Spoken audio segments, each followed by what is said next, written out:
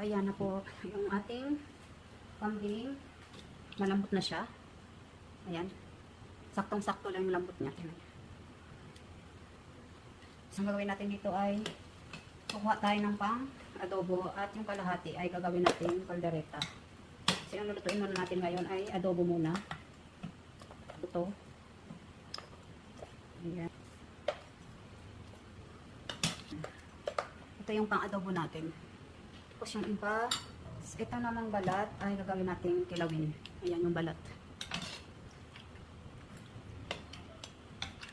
Bukas na natin to lulutuin kasi wala tayong kalamansi. Meron tayong lemon konti lang para sa ating adobo. Balat. So yung mga natira, yan yung sa kaldereta natin bukas. So ayan na ang ating i-marinate na natin. Kailangan lang natin yung lemon.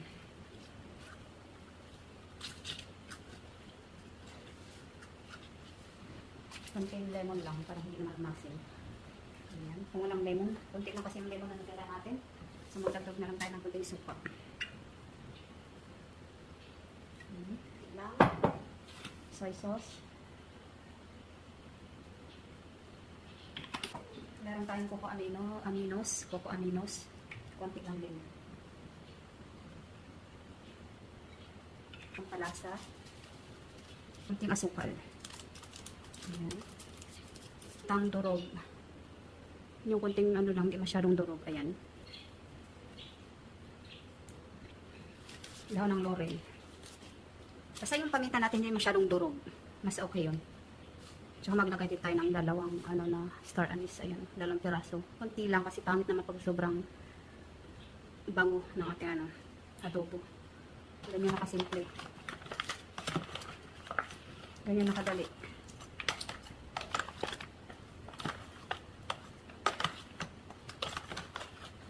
Yung halo-haloin na natin.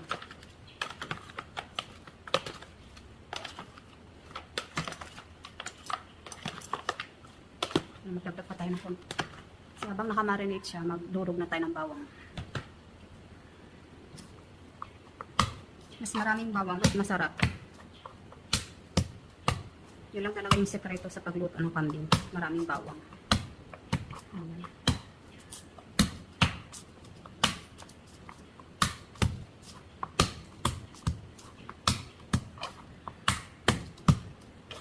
So, ganyan na. Hindi natin babalatan. Pwede rin kayo maglagay ng oyster sauce pag meron kayong oyster sauce. Kami kasi naubusan kami ng oyster sauce. Kaya, kung ano lang yung available, yun lang nilagay ko.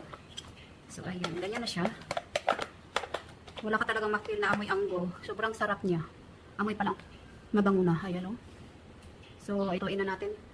Init na ang ating kawali. Gawin na tayo ng mantika.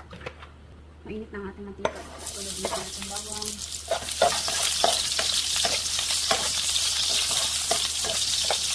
Brown na siya. Para mas mabango. So, ayan mga condensed. Ganyan na siya, oh. Huwag naman sunugin para hindi mapait. Ayan, kita nyo. Yan na yung kulay niya, no? Ayan, ilunod na natin ang ating kambing.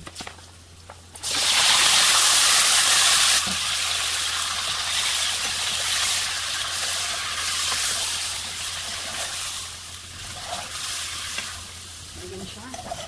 Kailangan mainit na mainit yung ating mantika. Kailangan yung bibiglain mo siya sa mainit na mantika para mas maganda yung luto. Ayan. Sarap. Ang sarap niya. Ayan ang ating kambing.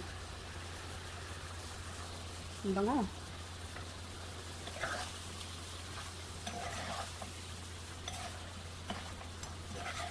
Ayan, silipin na natin ang ating adobo. Ayan. Ayan itong adobo, sarap. Sa pinaka-healthy yung kambing, mga pang-delicious. Kaya depende sa pagluto. Ayan.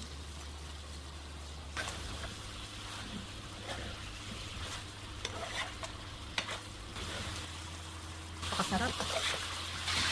Ayan, ating adobo kambing. Luto na yung ating adobo panday. Ayan.